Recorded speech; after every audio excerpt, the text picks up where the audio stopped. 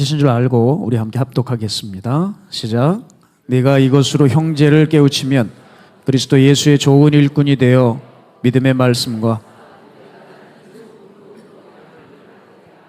망령되고 허탄한 신화를 버리고 경건에 이르도록 내 자신을 연단하라.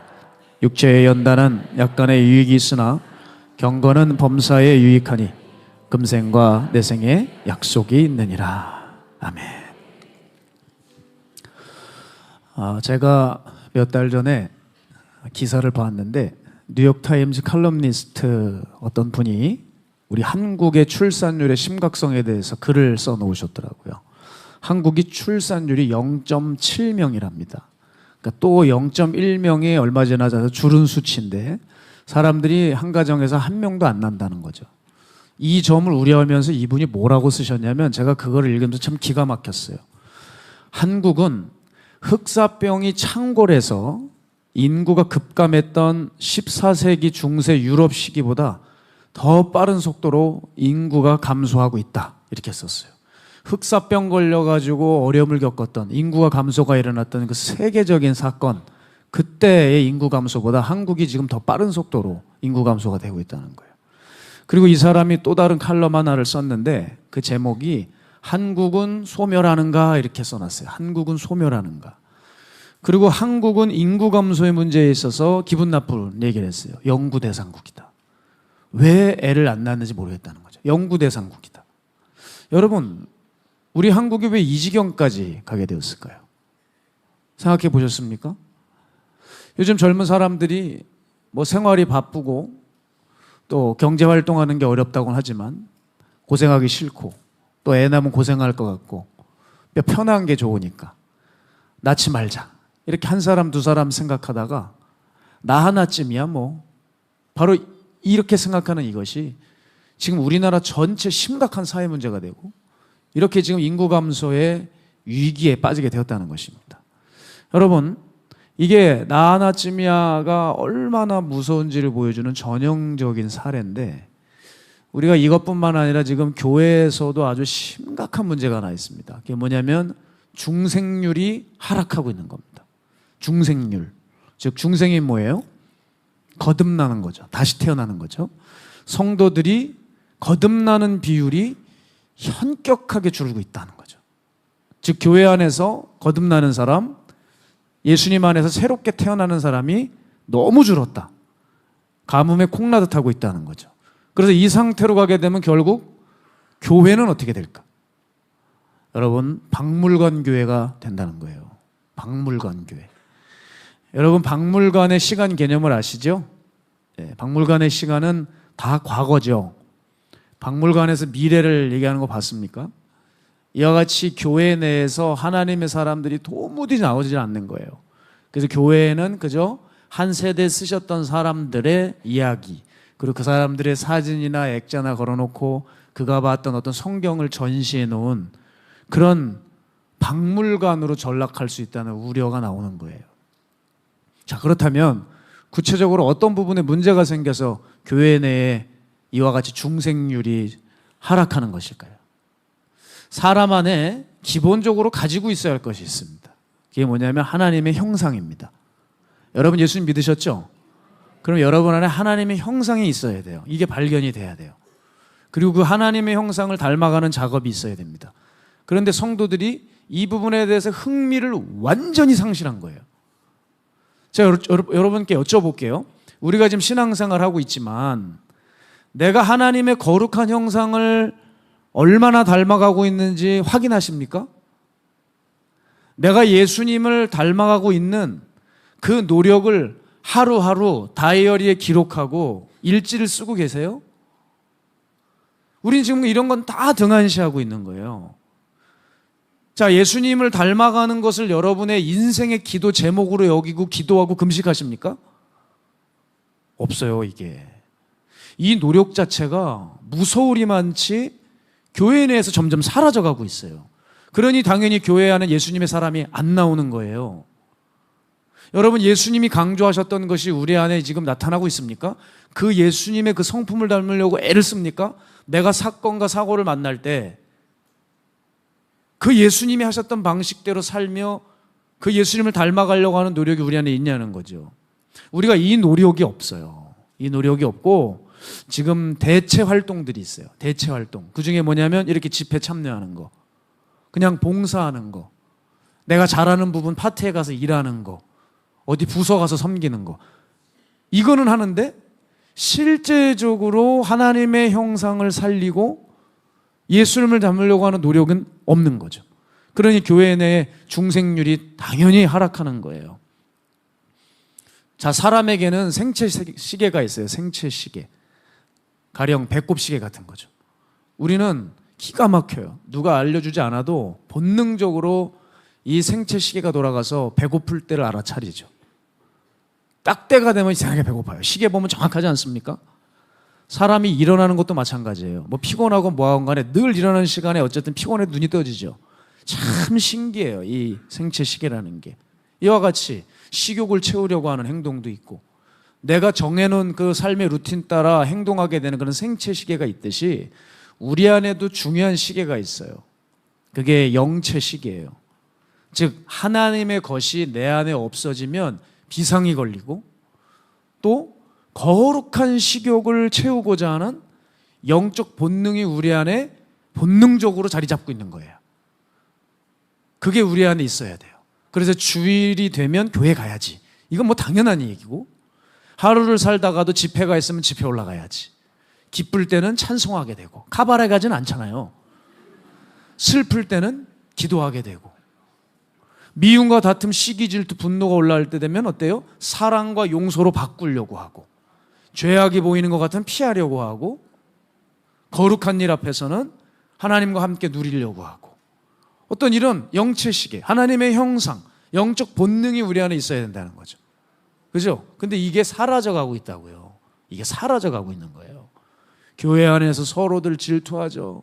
사역자들은 사역자들끼리 싸움박질하죠. 성도는 성도들끼리, 이제는 심지어 사역자 성도들끼리 도대체 예수님을 닮는 노력이 있는 건지, 무슨 생각으로 사역을 하고 있는 건지 정말 기가 막힌 때가 교회 안에서 많다는 거예요.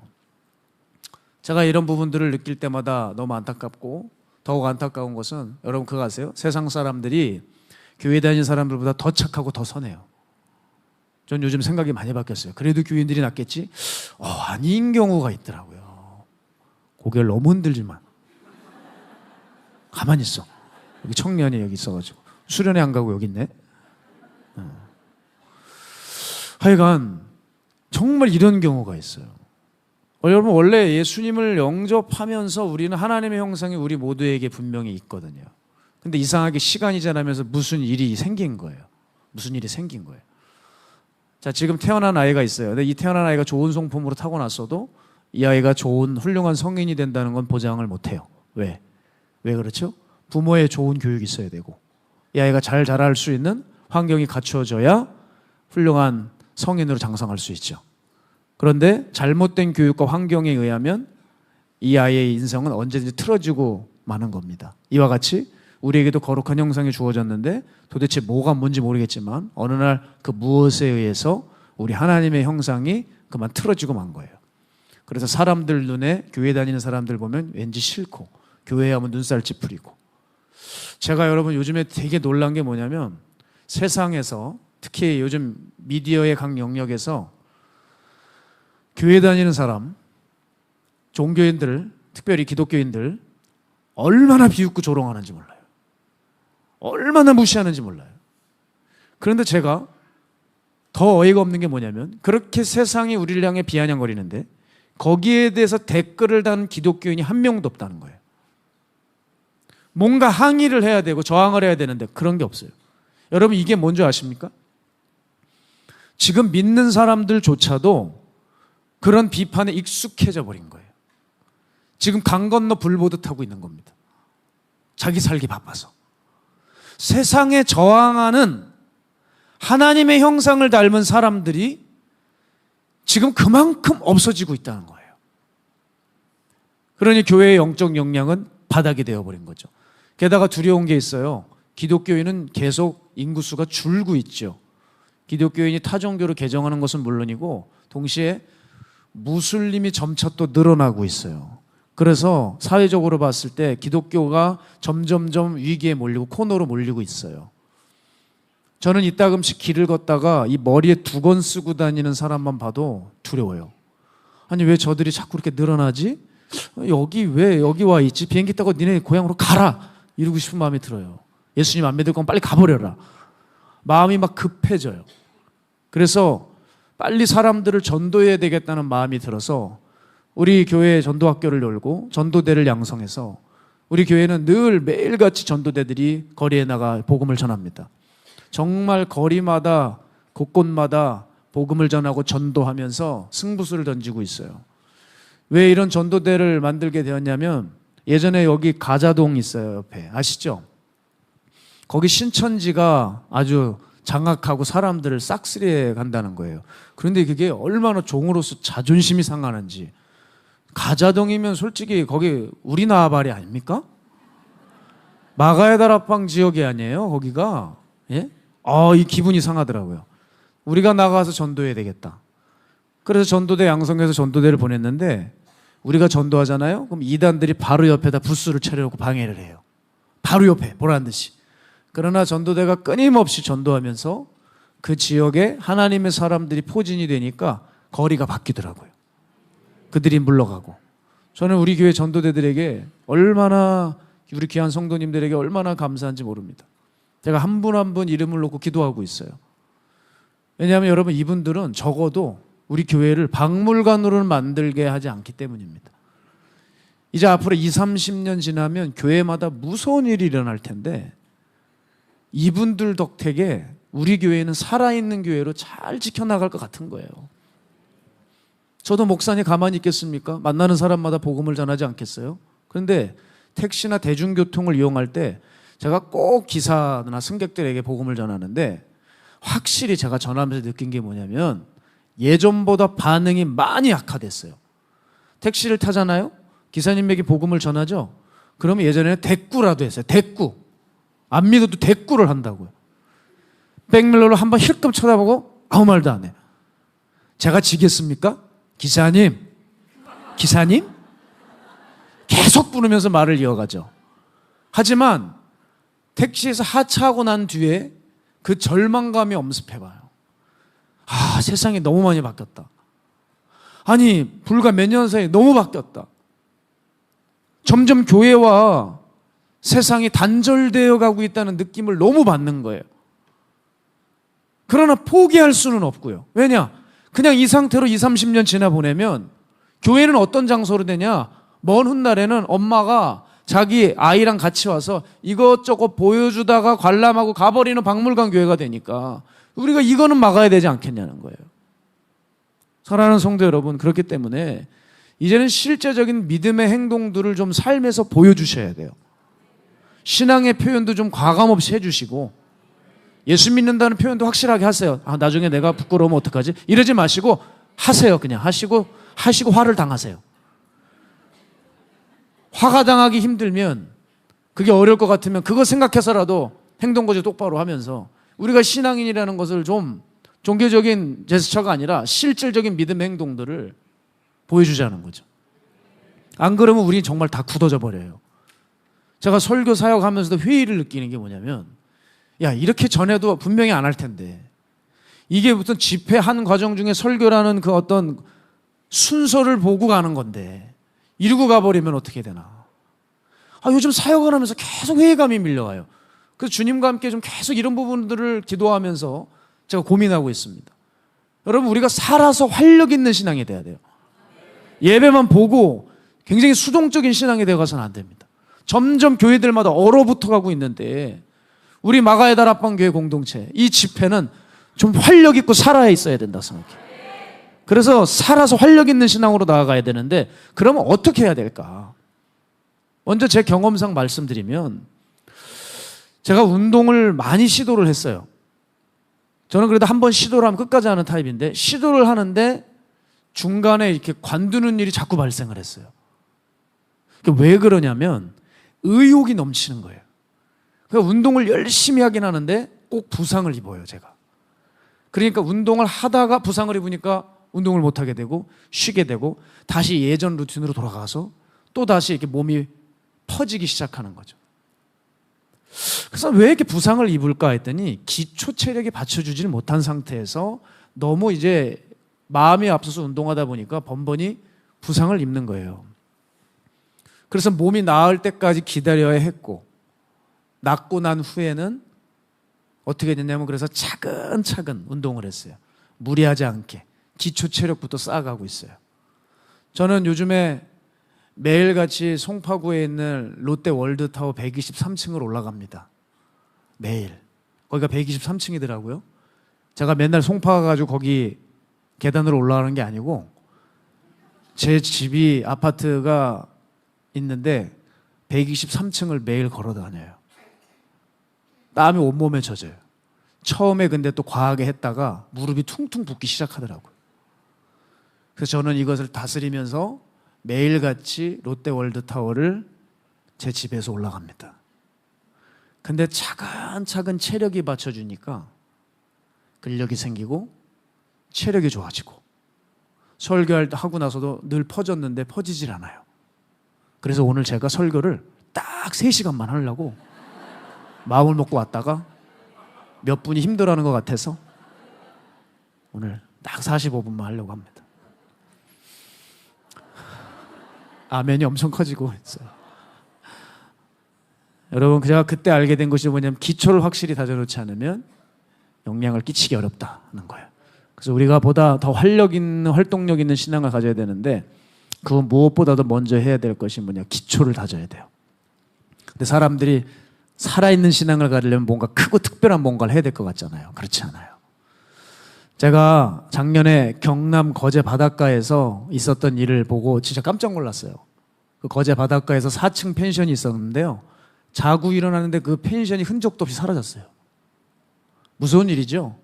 진짜 얼마나 황당한 일입니까? 근데 그 펜션이 어디 위치하고 있냐면 바다와 맞닿은 해안가 비탈면에 이렇게 지어진 펜션이에요. 사람들에게 인기가 좋은 거죠. 이제 앞에 광경이 좋으니까, 뷰가 좋아서. 그러다 보니까 더 많은 고객들을 받기 위해서 리모델링 공사를 하고 있었어요. 그런데 요놈이 새벽에 무너져 버렸네?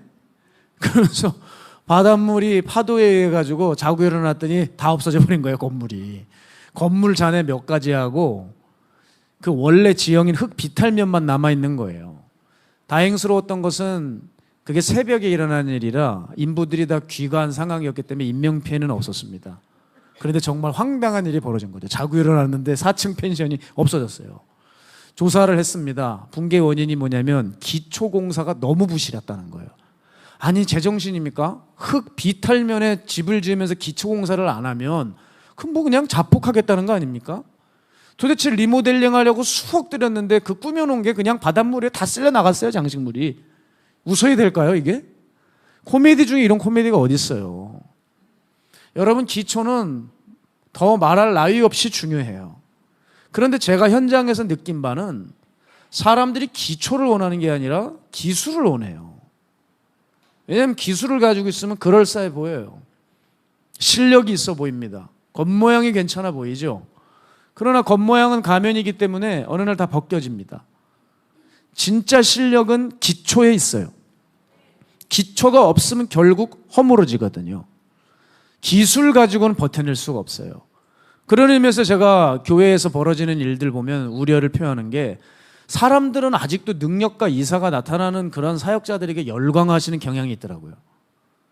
그 사람이 하나님의 사랑하는 마음이 가득하고 탄탄한 기초가 쌓여있는 상태에서 그런 사역들이 벌어지고 커가는 것은 너무 다행입니다. 그런데 사역자가 기초가 없이 하나님을 향한 마음 없이 기술만 쓰는 경우가 있어요.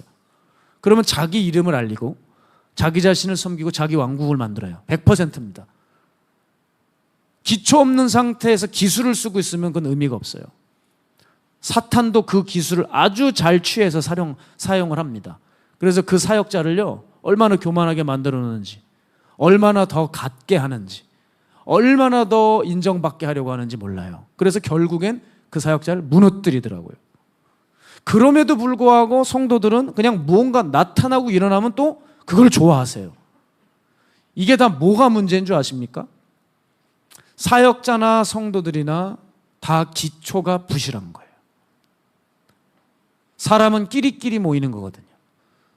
도둑이 도둑놈을 알아보는 겁니다. 제비가 제비를 알아보는 거예요. 기술 쓰는 거 좋아하는 사람들이 영적 기술공들만 좋아하는 겁니다. 그러나 하나님 사랑하는 사람들은 하나님 사랑하는 사역자를 알아보고 사람들을 알아봅니다. 전 여러분에게 여쭙고 싶은 게 있어요. 여러분의 기초는 어떻습니까? 여러분의 기초. 하나님 사랑하십니까? 말씀 보십니까? 순종하십니까? 기도하십니까? 이 기초요. 근데 사람들이 이런 기초는 허무하게 무시를 하고 영적으로 성장하고 싶어하고 또 어떤 일이 있으면 어떤 특별한 초자연적인 힘에 의해서 회복되고 싶어해요. 근데 생각해 보세요. 여러분, 기초가 없는데 뭔 역사가 일어나겠습니까? 우린 기초가 중요하다는 사실을 다시 한번 깨달으셔야 돼요.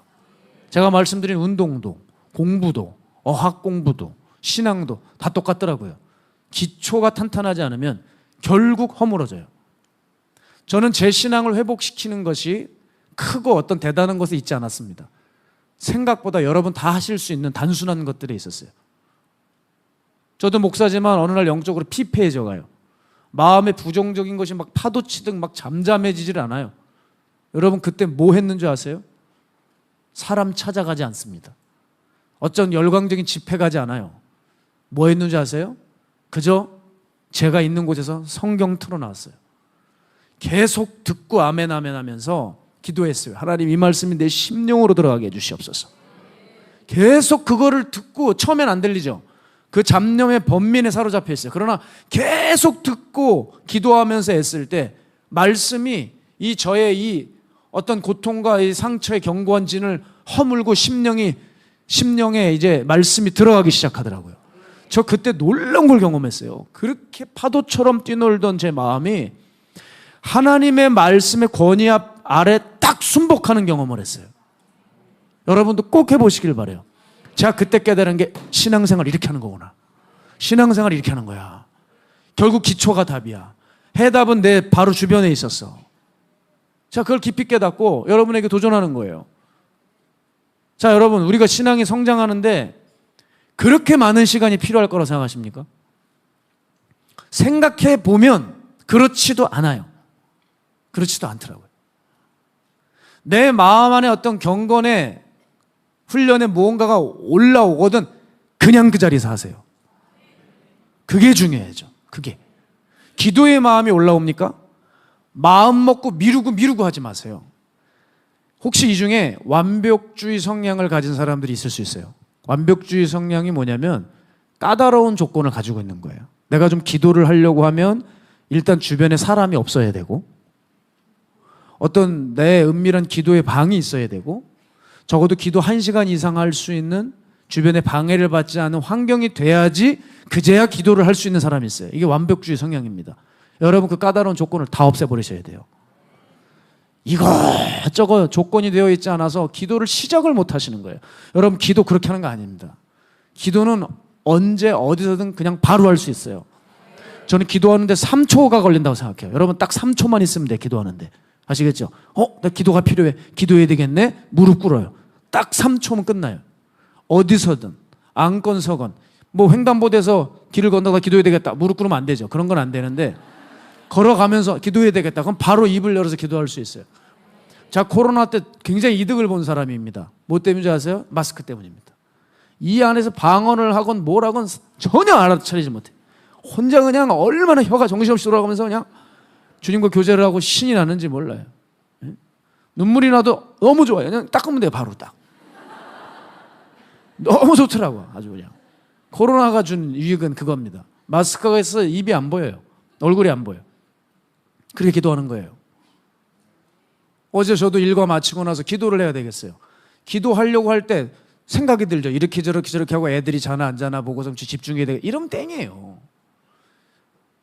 기도해야 되겠다고. 그냥 방에 들어가서 문 닫고 선풍기 틀고 그냥 털썩 앉았어요. 그리고 그냥 기도하는 거예요. 그리고 손 드는 거예요. 금방 1시간이 훌쩍 지나가요. 기도하는데 3초면 충분해요, 여러분. 그냥 앉아버리시고 그냥 무릎 꿇어버리시고 그냥 그렇게 기도하는 거예요. 성경 보는데 얼마나 걸릴까요? 5초면 충분해요. 성경 짚고 의자에 앉고 어디 보지? 신구약인가 고민하다가 펴. 그리고 보면 5초. 제가 해봤어요. 5초 걸리더라고요. 핸드폰 같은 거 진작에 치우세요. 예? 뭐 가피풀 성경 치우세요. 그걸 보는 적 보셨어요? 딴 거 카톡 확인하지? 핸드폰 버리세요. 꼭 책으로 보세요, 성경은. 그럼 기도하고 성경 보는데 몇 초? 에이, 기도 3초. 성경 5초. 이거 산수가 안 되네. 괜찮아요, 괜찮아요. 은혜만 받으면 돼요. 8초면 충분해요. 여러분, 우리에게 8초가 없어요? 아니요, 여러분이 마음이 없는 거예요. 왜 우리가 8초가 없어요? 마음이 없으니까 못하지. 내가 원하지 않으니까 못하지. 이것저것 다 따지고 있는 거예요. 여러분 변하고 싶습니까? 여러분 행동을 바꾸세요. 신기한 게 있어요. 변하고는 싶은데 행동을 바꾸기는 싫어. 그런데 또 거기다 목표는 또 높아. 자, 여러분 행동하기 싫으면 목표를 낮추셔야죠. 목표는 낮추지도 않고 실행도 안 하면서 괴로워해요. 괴로워해요. 여러분 목표를 낮추시고 편안하게 사세요. 왜 목표는 이렇게 높게 잡아놓고 그거 안 된다고 괴로워하세요? 행동도 안 할 거면서 목표는 높게 잡아놓고 맨날 스트레스만 받고 살아가. 여러분 목표를 잡지 마세요. 아예. 네, 목표를 잡지 마요.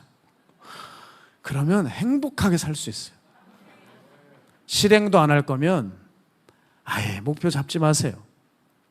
그러나 내가 변하고 싶으면 행동해야 돼요. 저는 정말 살고 싶었어요. 진짜 살고 싶었어요. 그래서 제 고향 춘천에서 마가야 다락방까지 4시간 반 걸립니다. 미친 듯이 매주 올라왔습니다. 정말 미친 듯이 올라왔어요. 그리고 맨날 안수 받았습니다. 황 목사님한테. 사람들이 겁을 줘요. 목사님께 안수 받으면 뭐 스캔 당한대요.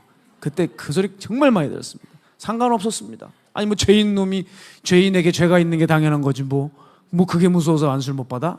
그냥 안수. 게다가 또 어느 날 되면 목사님 피곤하시니까 계속 기도를 받지 말래요.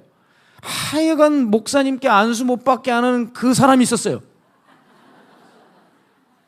누군지 얘기할까요? 이 시간도 지났으니까 사이 괜찮아요. 얘기해도 되겠죠? 이상하게 나타나가지고 꼭 안수를 못 받게 하더라고. 누굴까요 그게?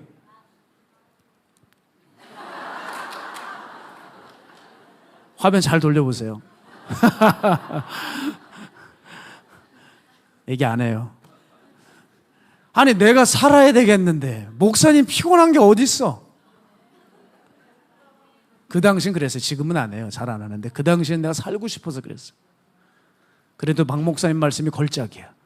뭐라는지 아세요? 내가 그때부터 너를 사랑하게 됐어. 이게 웬일이야? 그러면은 내 안수를 막으려고 했던 그 자는 뭐야?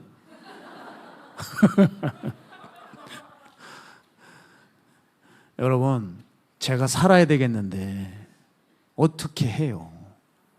게다가 또 설교자로 부르셨대요 저를. 처음에 도대체 설교를 어떻게 하는지 알아야지 하죠. 불렀으면 설교를 가르쳐줘야 되잖아요. 신학대학을 갔는데 설교를 안 가르쳐줘. 나 희한해요. 신학대학교 코미디예요. 설교 어떻게 하는지 훈련도 안 시켜놓고 교회로 내보내요. 이런 신학교학이 어디 있을까? 그래서 방법이 없었어요. 9월동에 교보문고 가서 자기개발 코너에 스피치 책이 어마어마하게 있더라고요. 저 글로 출근했어요. 그래서 그 수많은 책들 다 뽑아봤습니다. 그냥 털썩 주저앉아서 거기서 하루 종일 밥도 안 먹고 계속 보는 거예요. 신기한 게 있어요. 이 사람 책 베꼈더라고요. 이 사람 거 땄더라고요. 표절 제가 다 잡아냈습니다. 다 봤으니까 몇 권을 봤는지 몰라요 도대체. 그거 가지고도 성에 안 차. 우리나라에서 TV에서 유명한 강사가 있었어요. 그 스피치 센터를 찾아갔습니다. 나 좀 만나달라고. 나 앞으로 죽을 때까지 설교해야 되는 사람인데 나에게 스피치에 대해서 한 수 좀 알려달라고 했는데 안 만나준대요. 그러더니 그 밑에 있는 부하 강사 내보냈더라고요. 근데 부하는 부하예요. 답답한 얘기만 하더라고요. 그래서 그 얘기만 듣고 그냥 왔어요. 그게 여러분 제 전도사 시절입니다. 힘들어도 내가 진짜 마음이 있으니까 뛰게 되어 있어요. 마음만 있으면 기초는 바로 쌓여집니다. 기초가 부실한 것은 그만큼 마음이 없기 때문에 그래요. 그런데 여러분 이 기초를 아직도 별 볼 일 없다고 여겨요. 보세요. 펜션 하나가 몽땅 날아가 버리잖아요. 그 정도 위력입니다. 그러니 기초가 없으면 우리는 신앙과 삶이 무너져 내릴 수밖에 없어요. 그래서 이 기초는 우리의 삶과 신앙을 붙드는 힘을 가지고 있습니다. 디모데전서 4장 4절에서 5절 보면 하나님께서 지으신 모든 것이 선하매 감사함으로 받으면 버릴 것이 없나니 하나님의 말씀과 기도로 거룩하여집니다. 말씀과 기도 그냥 단순하게 볼 게 아니에요. 이걸 붙들면 능력이 나타난다는 거예요. 그래서 여러분 기억하세요. 살아있는 신앙이 되기 위해서 기초를 쌓아야 되는데, 예를 들어서 말씀과 기도를 얘기했죠. 기도 무릎 꿇는데 3초, 말씀 부르는데 5초, 다락방 올라오는데 택시 잡는데 10분. 그래서 저는 제가 봤을 때 10분 8초면 우리의 신앙을 유지하는 데 충분하다. 10분 8초가 없다. 10분 8초가. 그게 문제예요. 두 번째, 우리가 살아있고 활력 있는 신앙이 되려면 어려움이 올 때 피하면 안 돼요. 제가 이런 얘기를 들었어요. 세계에서 제일 좋은 과일이 캘리포니아산 과일이래요. 왜 그런가 봤더니 땅이 좋아서도 아니고 비료가 좋아서도 아니라 일조량이 많아서 그렇대요. 해를 많이 쬐기 때문에 싱싱하대요. 반면에 해가 없고 비가 많이 내리는 곳의 농작물은 병이 많고 병충해가 들끓는데요. 그런데 해가 비치게 되면 희한하게 병이 사라져 버린대요. 그러나 여러분은 아멘이지만 과일 입장에서 생각해 보세요. 얼마나 더웠겠어요. 얼마나 괴롭겠어요. 그러나 그게 필요하다는 거예요. 그게. 자, 우리도 뜨거운 상황을 만날 때가 있습니다. 그게 우리를 고통스럽게 하죠. 아주 죽을 맛이죠. 그런데 그 뜨거운 맛이 우리를 더욱 성장시켜 줄 수 있다는 겁니다. 생각해 보세요. 고통을 이겨내는 싸움, 어려움을 극복해내는 결단, 이게 뭘 의미하는 거겠습니까? 여러분, 싸움도 살아있는 사람이 싸우는 거예요. 죽으면 싸움을 못해요. 죽어있는 시체가 싸우는 거 봤어요? 살아있으니까 싸우는 거지. 내가 어려움에 맞닥뜨릴 수 있다는 것, 헤쳐나간다는 것, 그만큼 살아있다는 증거입니다. 그런 의미에서 교회 역사 중에 가장 생명력이 왕성했던 때가 언제예요? 초대교회 때잖아요. 뭘 이렇게 어렵게 생각하세요? 그럼 초대교회 때 왜 이렇게 생명력이 왕성해요? 너무 간단하죠. 싸움이 많았잖아요. 싸움이 많았기 때문에 그만큼 생명력이 왕성했던 겁니다. 사도행전 5장 40절에서 42절 함께 읽을까요? 시작. 그들이 옳게 여겨 사도들을 불러들여 채찍질하며 예수의 이름으로 말하는 것을 금하고 놓으니 사도들은 그 이름을 위하여 능욕받는 일에 합당한 자로 여기심을 기뻐하면서 공회 앞을 떠나니라. 그들이 날마다 성전에 있든지 집에 있든지 예수는 그리스도라고 가르치기와 전도하기를 그치지 아니하니라. 아멘. 자, 여러분, 매를 맞아도 어려움을 겪어도 능력을 당할수록 더욱 그들에게 생명력이 있었다는 거예요. 그런 의미에서 요즘 교회가 이 세속화로 인해서 정신없이 싸우고 있죠. 지금 첫 번째 골리앗이 등장했죠. 동성애 아닙니까? 열심히 교회들이 싸우고 있어요. 이 차별금지법 때문에. 그런데 지금 교회가 막 세상과 싸우면서 보니까 교회가 위태롭구나, 위기에 몰렸구나 이렇게 생각하시면 안 돼요. 그건 교회가 죽는 게 아니라 오히려 이렇게 싸우는 게 사는 거예요. 싸우면서 내공이 생기고 싸움에 잔뼈가 생기고 성장하게 되는 거예요. 어려움이 찾아오면 찾아올수록 깨어있는 교회들은 더 부쩍 성장할 거고, 하나님 사랑하지 않는 교회는 그냥 완전히 패가망신할 겁니다. 위기가 왔을 때, 어려움이 왔을 때 피하면 안 돼요. 싸워야 돼요. 여러분에게도 마찬가지예요. 우리에게도 지금 어려움이 하나둘씩 또 있는지 몰라요. 이게 육적으로는 힘들게 할지 모르겠지만 영적으로는 성장의 기회라는 것입니다. 오히려 어려움이 없는 사람 보세요. 고통이 없는 사람들 보세요. 육적으로 보면 행복해 보이죠. 그러나 그들의 삶을 들여다보세요. 영적으로 얼마나 죽어 있는지 모릅니다. 왜일까요? 치열한 싸움이 없기 때문입니다. 치열한 싸움. 영적 대가들을 보세요. 여러분, 영적 대가는 그냥 대가가 되는 게 아니에요. 그들의 일대기를 연구해 보십시오. 그들의 삶에는 수도 없는 상처 자국이 있어요. 폭풍이 지나간 자리, 파도가 지나간 자리, 암석이 떨어져 찍힌 자리, 수많은 자리들이 그를 훑고 지나갔어요. 바로 그런 어려움들을 견뎌내고 또 이겨냈기 때문에 그런 흔들리지 않고 견고한 신앙을 갖게 된다는 거예요. 기억하셔야 돼요. 생명은요, 저항을 만날 때 비로소 강해지고 빛나는 법입니다. 그런 맥락에서 고대 지중해를 가게 되면 예전에 로마와 카르타고라고 하는 나라가 패권을 두고 경합을 벌였어요. 냉전이 500년간 지속됩니다. 그리고 천신만고 끝에 로마가 승리하죠. 그런데 여러분, 로마의 전쟁사를 보면 로마는 적을 초토화시키는 경우는 거의 없어요. 왜냐하면 로마라는 나라는 관용이라는 가치를 중시 여기기 때문에 그래요. 그런데 이상하죠. 그 전쟁만큼은 이상하게 로마가 치미는 분노를 억제하지 못하고 그 카르타고 나라를 불태워야 된다는 거예요. 그렇게 막 여론이 몰고 가는 거예요. 그때 이 로마의 스키피오 장군이 끝까지 말렸죠. 불태우면 안 된다. 그런데 여론이 불 지르자고 하는 여론이 너무 들끓어서 그만 그 카르타고를 불태웁니다. 그때 스키피오 장군이 눈물을 쫙 흘려요. 그 유명한 스키피오의 눈물인데, 왜냐하면 불타는 카르타고에서 불타는 로마를 봤기 때문에 그래요. 무슨 말이냐? 로마가 지금까지 단단히 서 있을 수 있었던 이유가 바로 저 반대 세력인 카르타고 때문이었다는 거예요. 카르타고는 로마에게 단순히 그냥 문제가 아니라 그 카르타고 때문에 로마가 긴장을 유지하고 항상 준비태세로 성장할 수 있었다는 거죠. 그런데 카르타고가 이제 불타고 완전히 없어져 버리니까 로마는 분명히 해이해지고 무너질 것이라고 이 장군이 예견한 거죠. 그의 예언은 적중했고 로마는 긴장이 풀려서 내부적으로 붕괴해서 로마는 무너져 버렸습니다.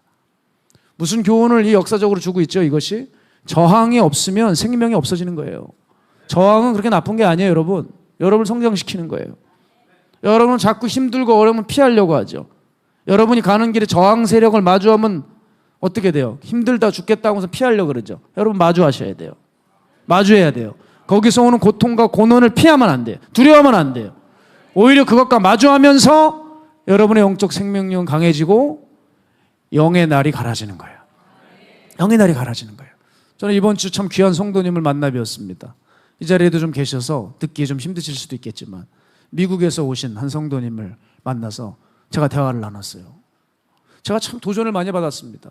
제가 미국에 집회를 갈 때 이분이 참 정성스럽고 섬겨 주셔서 제가 이번에 오셨을 때 이분을 좀 배웠는데, 대화를 나누는데 여러분, 이분이 사시는 곳은 세계적인 휴양지입니다. 세계적인 휴양지. 근데 영적으로 보면 거긴 다 죽어 있어요. 교회들마다 기도나 어떤 영적인 열광이 없습니다. 근데 이분은 너무 기도를 하고 싶은데, 교회 가서 기도를 하면 권사님이라는 사람이 와서 툭툭 친대요. 저쪽 가서 기도하라고. 시끄럽다고. 그리고 예배도 그냥 짧게 금방 끝나고 맞춰져 버린답니다. 그러니까 사람들이 다 가시고 난 후에 본인이 이제 그 성전에서 혼자 기도하고 찬양하고 하나님과 교제하고 묵상하고, 그때 얼마나 뜨거운지 모른대요. 사람들 다 가고 난 다음에 뜨거운 예배가 없으니까 본인이 이제 뜨겁게 예배를 드리시는 거예요. 혼자. 그러니까 부르짖고 기도하고 싶은데 기도할 곳은 없죠. 그러니 어떻게 하냐면, 그 샌디에고라고 하는 지역은 그 앞에 정말 엄청난 유명하고 아름다운 바다가 즐비한데, 새벽에 여성분인데 밤에 가서 바다에 가서 새벽 3, 4시에 부르짖고 기도하는 거예요. 원래 밤에 특히 또 바다에는 악한 영들도 많습니다. 산기도 무덤기도 바닷기도라는 게 있어요. 그만큼 쉽지 않을 거예요, 여성이 치르기엔. 그런데 이분은 가서 기도하시는 거예요. 예? 제가 여쭤봤어요. 너무 감동이 돼서. 아니, 영적으로 이 힘든 환경에서 어떻게 이렇게 신앙을 잘 유지하시냐 했더니 일반 사람들의 5배를 노력을 해야지 버틸 수 있대요. 왜? 너무 척박하니까 5배. 시간만 남은 예배 드리고 시간만 남은 말씀 듣고 기도하고 교제하고 묵상하고, 소돔과 고모라 같은 이곳에서 자기를 지키기 위해서 자기는 이렇게 노력을 하신다는 거예요. 게다가 마가야 다락방 교회 예배, 여러분은 어떻게 지금 예배를 드리고 계신지 모르겠습니다만 이분에겐 이 예배가 생명이기 때문에 유튜브를 연결해서 그 집에 있으면 마당에도 스피커를 놓고 마당에서도 그 악한 지역을 향해서 예배로 해서 스피커에서 찬양과 기도들이 뿜어져 나가게 하고, 자기 집에 스피커를 둬서 또 이 방 안에서 이 집 안 전체가 이 마가야 다락방 예배 실시간으로 가득 차게 해서 주님이 거하시는 성전으로 만드시더라는 거예요. 예? 그렇게 매일 주님과 교제하고 새벽에 그 캄캄한 바닷기도를 하는 저분을 보면서 전 이상한 걸 느꼈어요. 영적인 힘이 느껴지더라고요. 아, 그렇구나. 하나님 참 심은 대로 거두게 하시는 분이시지. 저렇게 수고하고 충성하는 저분에게 하나님의 어떤 영적인 선물을 주신 것 같더라고요. 이분이 제게 하셨던 말씀이 생각이 나요. 목사님, 제가 사는 이곳은 신앙이 없었다면 떠날 이유가 없는 곳이래요. 그런데 본인은 너무 떠나고 싶대요. 아이들만 이제 다 대학 보내면 한국으로 오고 싶으시대요. 왜? 본인은 천국을 알기 때문에. 여기 있다 영적으로 힘들어지니까 빨리 이곳에서 벗어나 마음껏 주님을 부르며 예배하고 싶으시대요. 그러면서 뭐라고 그러셨냐면, 늘 저만 보면 인천의 마가에달 앞방교회 성도들은 얼마나 부러운지 모른대. 얼마나 부러울까. 여러분 보세요. 바로 옆에 하나님의 사람들이 포진돼서 이렇게 이분을 교육시켜주지 않아도 스스로 날마다 하나님과 교제하고 동행하고 기도함으로 자기 심령과 가정을 지켜내잖아요. 오히려 영적으로 열악한 상황들이 오히려 이분을 더욱더 영적으로 단단하게 만들어 놓았다는 것을 제가 알았어요. 여러분, 어려움을 피하지 마세요. 오히려 편안하고 도전 없는 삶을 안타까워 여기세요. 그러다가 안주하며 살다가 영적으로 죽어버리니까요. 하나님의 형상 다 잃어버리니까요. 따라서 우리를 묶고 있는 이 안주의 사수를 잘라버리고 우리를 괴롭게 하는 어떤 종류의 저항과 고통이라 할지라도 맞닥뜨리면서 그걸 오히려 감사하면서 성장의 기회로 삼으시면 되겠습니다. 그런 의미에서요, 저는 예전에 동물의 왕국을 볼 때 참 솔개류에 해당되는 어떤 한 새 이야기를 듣고 참 감동을 받았어요. 여러분, 이 새는 보통 50년을 사는데 어떤 경우는 100년 가까이를 산대요. 새가 100년을 살아요. 근데 100년을 사는 이 새의 경우에 만약에 내가 100년을 살기로 마음을 먹잖아요. 그러면 50년쯤 지났을 때 이 새는 반드시 특이한 일을 한 가지 한다는 거예요. 그게 뭔지 아세요? 일부러 자기의 부리를 바위에 박아 다 뽑아버린대요. 여러분, 자기 부리를요, 바다에 쪼아서 이겨서 다 뽑히게 만드는 거, 이게 새 입장에서 엄청난 고통이 따르는 행위예요. 그런데 그러고 나면 다 없어져 버린 그 자리에서 새 부리가 다시 돋아난대요. 그렇게 하면 50년을 더 살게 돼요. 100년까지 살 수 있는 새가 된다는 거예요. 그래서 100년을 살기 위해서 50년째 됐을 때 그동안 자기가 썼던 이 부리를 바위에 쪼고 또 쪼서 다 뽑아버린대요. 고통이 얼마나 극렬한지 살을 애찢는 느낌인데도 그 고통을 감수하고 피를 흘리면서 그 자기의 50년 된 정든 부리를 뽑아버린대요. 그걸 가차없이 뽑아버리고 100년을 살기 위해 피 흘리는 고통을 감내한다는 거예요. 고통이 와도 부딪히면서 새로운 생명을 찾아가는 거예요. 여러분, 한낱 조류인 이 새도 이 인고의 과정을 거치는데 하나님께서 우리 안에 당신의 아들을 통해 주신 예수의 생명을 유지하려고 하는 그 노력이 여러분 안에 있으십니까? 우린 그 노력이 없기 때문에 여전히 세상 사람들이 혀를 끌끌 차면서 우리를 우려하고 조롱하고 있는지 몰라요. 우린 지금 너무나도 안주하고 안일한 생활을 하고 있는 거 아닙니까? 힘들 것 같으면, 어려울 것 같으면, 괴로울 것 같으면 견적 쓱 내보고 에이 못하겠네 건너버리고. 아까 참 그냥 재밌게 말씀드린 것 같지만 뭘 해야 되겠다는 마음은 부풀어 있지만 주님 말씀에 작은 것도 순종하지 않고 그냥 목표만 크게 잡고 있는 것, 달라질 건 아무것도 없는 거예요. 여러분, 변하고 싶다면 우리 행동을 바꿔야 돼요. 그렇지 않으면 우리의 기도는 백날 이방인의 중언부언 기도에 끝날 것이고 성경 보는 거는 그냥 글자만 읽고 있는, 능력은 나타나지 않는 통독만 하고 있을 겁니다.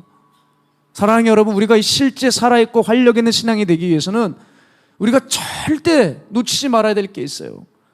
하나님의 형상을 주셨는데 이걸 절대 잃어버리지 않아야 되려면 할 게 있어요. 교회가 중생률을 떨어뜨리지 않으려면 반드시 해야 될 것이 있어요.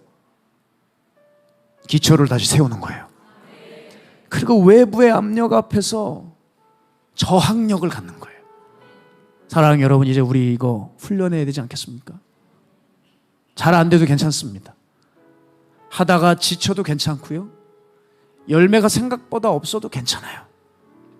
진도가 안 나가도 괜찮아요. 제가 여러분께 꼭 부탁드리고 싶은 건 이거예요.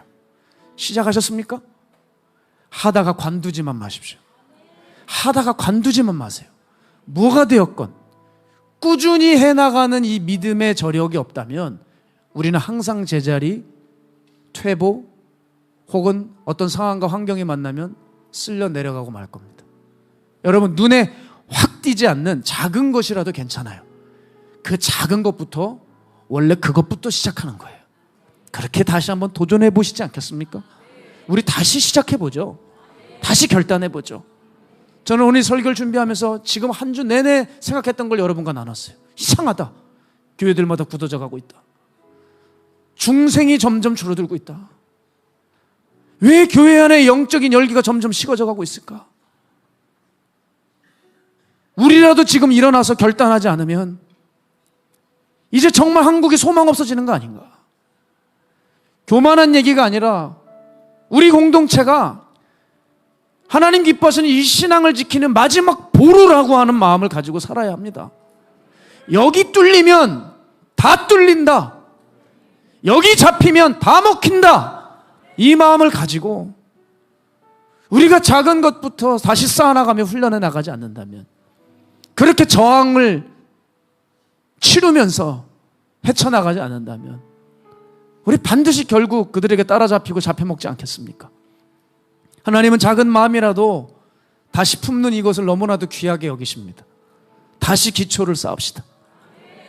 어렵다고 하는 환경 속에서 불평과 불만을 이제 거둡시다.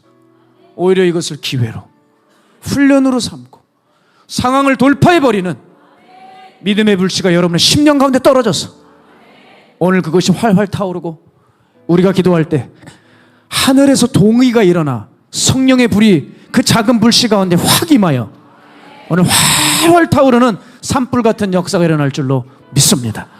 우리 시간 함께 이 찬양하면서 준비하신 예물 하나님 앞에 봉헌하며 결단하며 뜨겁게 기도하는 시간 갖도록 하겠습니다. 세상의 유혹시험이, 세상의 유혹시험이 내게 몰려올 때에 나의 힘으로 그것들 모두 이길 수 없네. 거대한 폭풍 가운데 위축된 나의 영혼, 어찌할 바를 몰라 헤매이고 있을 때, 다시 한번 세상의 유혹시험이, 세상의 유혹시험이 내게 몰려올 때에 나의 힘으로 그것들 모두 이길 수 없네.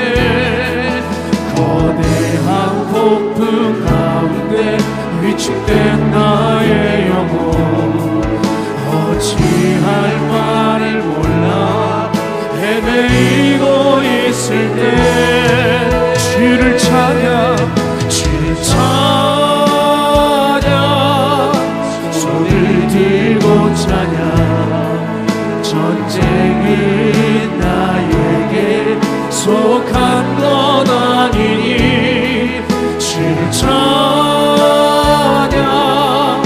손을 들고 찬양. 전쟁은 하나님께 속한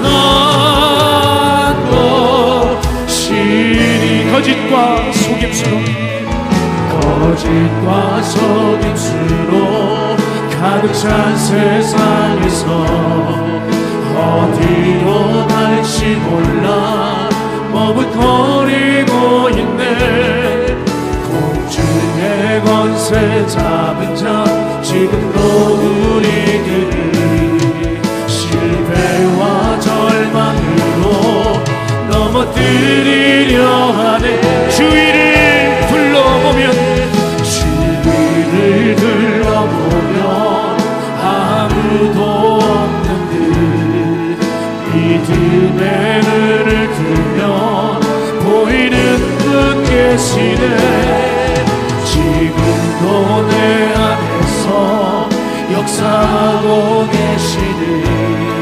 사망과 어둠의 권세 물리치신 예수님, 주를 찬양, 주를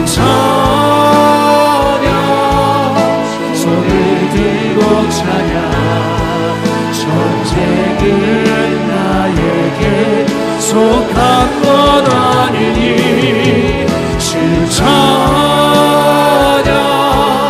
손을 들고 찬양 전쟁은 하나님께 속한 것이 주를 찬양하며 주를 찬양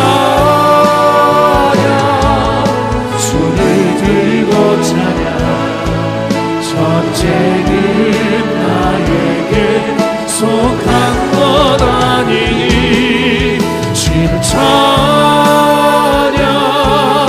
손을 들고 찬양 전쟁은 하나님께 속한 것이 주님의 임재 주님의 임재에 온 땅을 들리고 우리 기도에 하늘은 여시네 온 민족과의 열망 주께 경배해 영원히 보좌에 계신 왕 주님의 임재에 주님의 임재에 온 땅 들리고 하면 우리 기도에 하늘은 여시네 온 민족과의 열망 주께 경배해 영원히 보좌에 계신 왕 보좌에 계신 왕께 보좌에 계신 왕께 보좌에 계신 왕께 우리 이 시간 기도하며 나갈 때 그렇습니다. 주님 경건의 능력이 우리 안에 있기를 원합니다. 주여 그래서 이 험한 세상 이 열악한 영적 환경 속에서 완전히 이 어두움을 돌파해내고 승리할 수 있는 믿음의 권속들로 일어나게 하여 주시옵소서. 이제 하나님 잃어버렸던 말씀과 기도의 능력이 우리 안에 다시 완전히 회복되어 우리의 심령을 갈아엎고 하나님께 맞닿아 있는 능력의 주의 성도들 되게 해달라고 교회 되게 해달라고 이 시간 주님 이름 한번 외치고 기도합니다.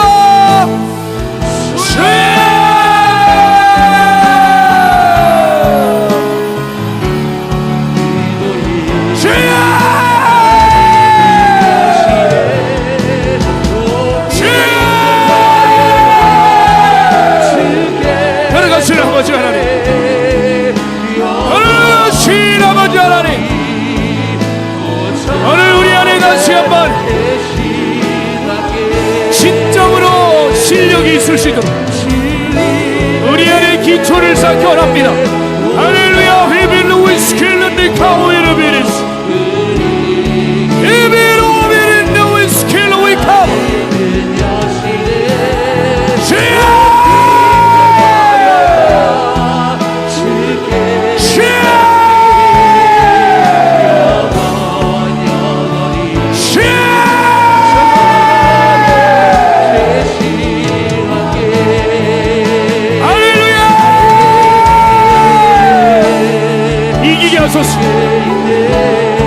우리 안에 말씀과 기도에 능력이 회복될지어다.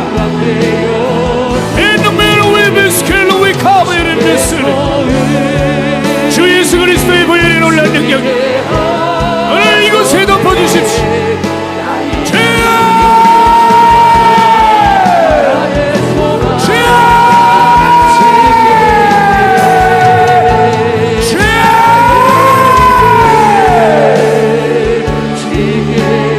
기도하십시오 여러분. 기도하는데 그렇게 많은 시간이 필요하지 않아요. 오늘 우리 안에 마음의 결단이 필요합니다. 주여 변하고 싶습니다. 주님 영적인 힘을 갖고 싶습니다. 주여 나에게도 하늘의 힘을 더하여 주십시오. 주여 내 삶이 바뀌고 싶습니다. 구렁텅이 같은 우리들의 삶에서 다시 일어나 다시 뛰고 싶습니다. 주여 우리에게 힘을 더하여 주십시오. 주여 우리에게 소망 더하여 주십시오.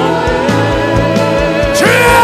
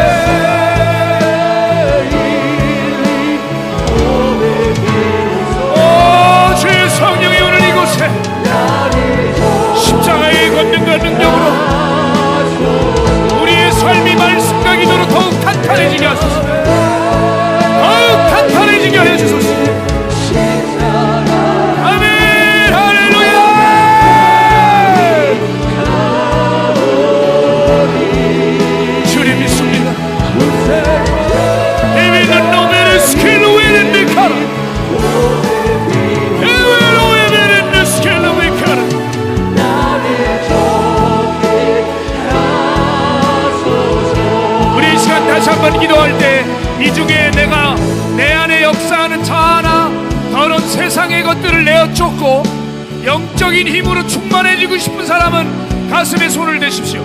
오늘 하나님, 내 안에 주님의 말씀이 아닌 거짓된 세상의 것들, 내가 만들어낸 것들이 너무 많이 들어와 있습니다. 오늘 간절히 바라기를 성령의 불로 더러움을 다 태워주시옵소서.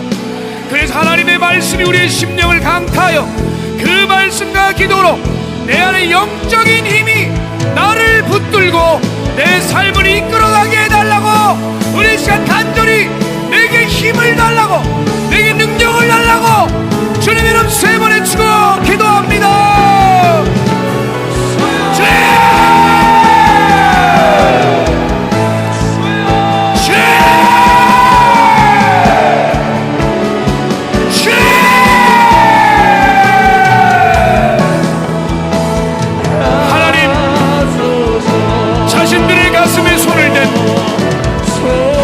주님의 아들 딸들 가운데 성령의 불이 임할지어다. 성령의 불이 임할지어다. 세상 더러운 거 다 태우시고 내가 만들어 놓은 신앙 다 태워주시고 내가 만든 하나님까지 태우시고 오직 성령이 말씀하시는 그 하나님, 분명한 하나님의 역사의 영적인 힘이 저들 안에 자리 잡게 하여 주십시오. 영적인 힘을 부어주시옵소서. 영적인 힘을 부어주시옵소서. 영적인 힘을 부어주시옵소서.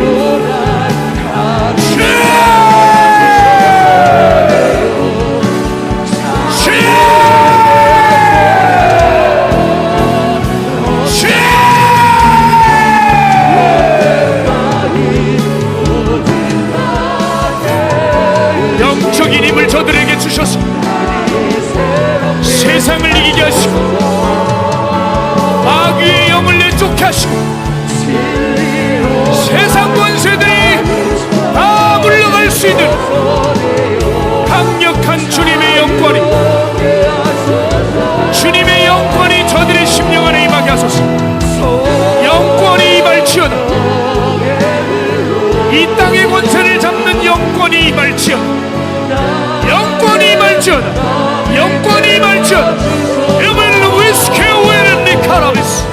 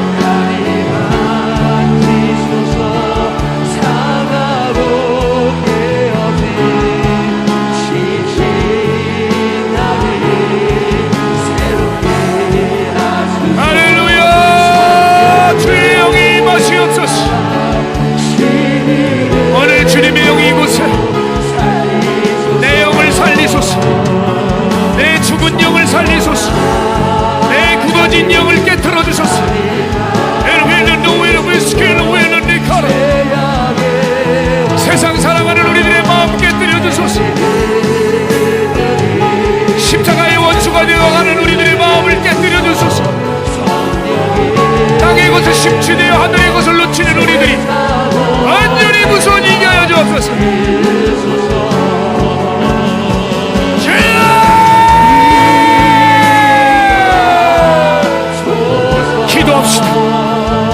성령님 임하여 주세요. 임하여 주시옵소서. 지금 이곳에 임하소서. 바람처럼 불처럼 성령이여 임하소서.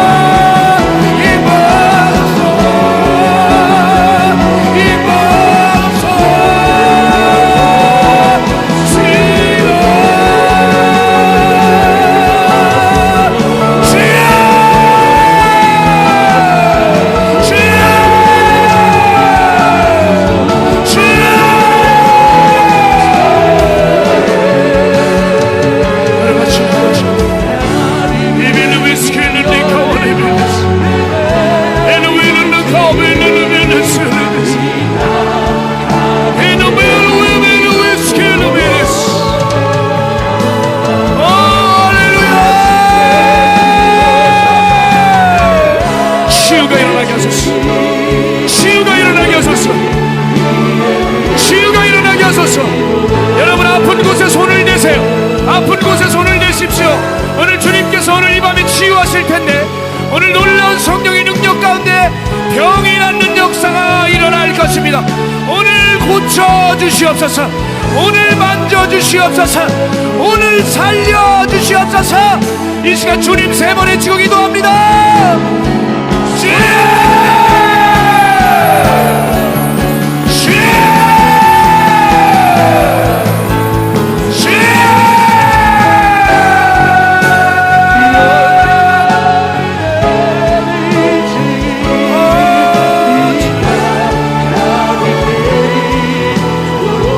고쳐주시옵소서. 주시옵소서. 오늘 거룩한 치유의 영이 임하게 하여 주시옵소서. 회개하십시오. 회개하십시오. 회개하는 주님의 자녀들에게 병의 치유는 신속하게 일어날 것입니다. 하나님 치유하여 주세요. 병을 고쳐주세요.